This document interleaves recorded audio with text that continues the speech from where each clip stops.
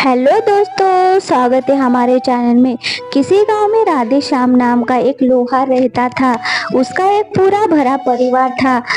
उनके लालन पालन में कई बार उसको कड़ी मेहनत करनी पड़ती थी। सुनती हो भाग्यवान, मैं काम पर जाने वाला हूँ, तो कृपा करके मेरा खाने का डब्बा पैक कर दो।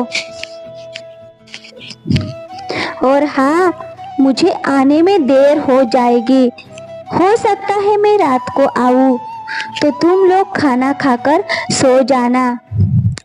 ऐसा कहकर राधे श्याम टिफिन का डब्बा लेकर वहां से चला जाता है। काम पर जाने का रास्ता जंगल से होकर गुजरता था।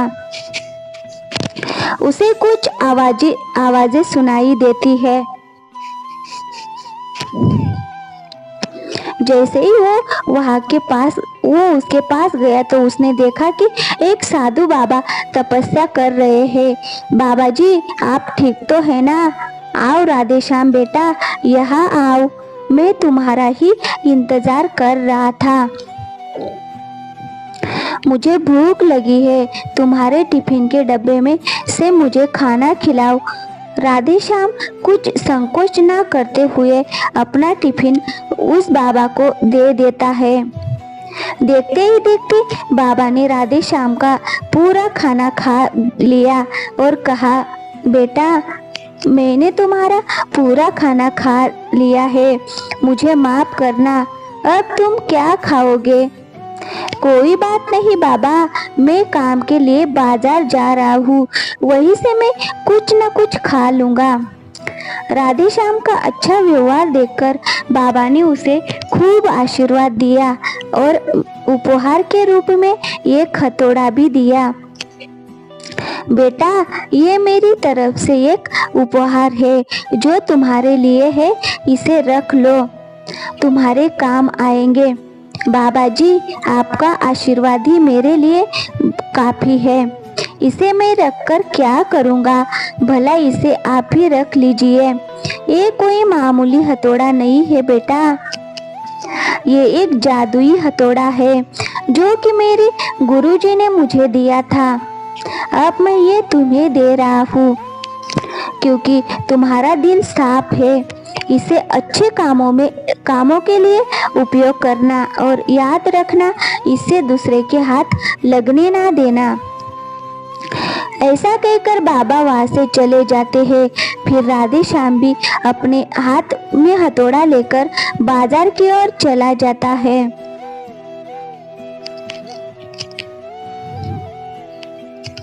अरे क्यों ना जो बाबा ने हथौड़ा दिया है उससे मैं औजार बनाऊं। राधे श्याम ने जैसे ही हथौड़े से लोहे पर चोट मारी तो वह तुरंत औजार में परिवर्तन हो गया और जब वह दूसरी चोट मारा तो लोहे के बर्तन बन गए। अरे सच में ये तो एक जादुई हथौड़ा है, इससे तो मैं अपने काम को जल्दी कर सकता हूँ और मुझे समय भी मिल जाएगा इन्हें बेचने के लिए। राधे श्याम जो बनाने के लिए सोच के साथ उस लोहे पर हथौड़े मारता तो वही सामान तुरंत बन जाता था। इस प्रकार राधे श्याम ने बहुत सारे बर्तन बना लिए। इस प्रकार वह जल्दी जल्दी काम खत्म करके घर की ओर चला आता है। आप आ गए जी, आप तो बोले थे कि आप देरी से आएंगे, फिर जल्दी कैसे आए? मुझे रास्ते में बाबा मिले थे, उन्होंने ये एक जादुई हथौड़ी दी है, इससे बर्तन बनाने से जल्दी बन जाता है, तो काम खत्म करके मैं घर आ गया। ये तो अच्छी बात है जी, अब हम लोगों के लिए भी आपके पास समय होगा। इस प्रकार राधे श्याम उस हथौड़ी से मन चाहे बर्तन बनाता और उसे कभी भी गांव में ले जाकर बेचता था। धीरे धीरे उसके घर की स्थिति में भी सुधार होने लगा।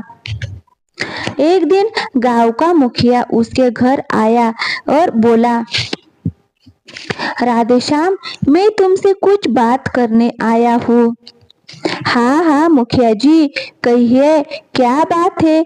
राधेश्याम, हम गांव वाले को शहर जाने के लिए बहुत मशक्कत करनी पड़ती है, क्योंकि रास्ते के बीच में पहाड़ है जो कि हमारा बाधा है। भला मैं क्या मदद कर सकता हूँ? मुखिया जी, तुम गांव वालों के लिए बहुत मदद कर सकते हो। हम लोग चाहते हैं कि तुम अपनी हथौड़ी से उस पहाड़ को तोड़ दो, ताकि आने जाने का रास्ता बन सके। अगर ऐसी बात है तो मुखिया जी, मैं इसके लिए तैयार हूँ। मुखिया और राधेश्याम उस पहाड़ की ओर चले जाते हैं। राधेश्याम अपने हथौड़े से उस पहाड़ पर चोट किया तो पहाड़ दो टुकड़ों में टूट गई। तो गांव वाले खुशी से नाचने लगे। कुछ देर के बाद राधेश्याम अपने घर की ओर जाने लगा, लेकिन उसके मन में कुछ बातें खटक गई। इस जादुई हथौड़े की सहायता से अपने कामों को जल्दी आसान कर तो लेता हूँ, लेकिन इससे कोई ज्यादा मुनाफा भी तो नहीं है। मैं एक काम करता हूँ, बाबा से पुनः मिल लेता हूँ, क्या पता मेरी शंका दूर हो जाए। राधेश्याम ऐसा ही सोचकर जंगल की तरफ चला गया। वहां उसे बाबा मिला और उसने अपनी सारी बात उस बाबा को बता दी। तो तब बाबा बोले, राधेश्याम, इसका उपयोग सिर्फ बर्तन बनाने और पहाड़ तोड़ने तक सीमित नहीं है, बल्कि इससे तुम अपने मन का कुछ भी बना सकते हो, और तो और कठोर से कठोर वस्तु को भी तोड़ भी सकते हो। राधेश्याम ने उस जादुई हथौड़े के उपयोग के बारे में अच्छे से जानकारी ले ली और वहां से घर की ओर चल गया। इस प्रकार राधेश्याम घर की ओर चला गया।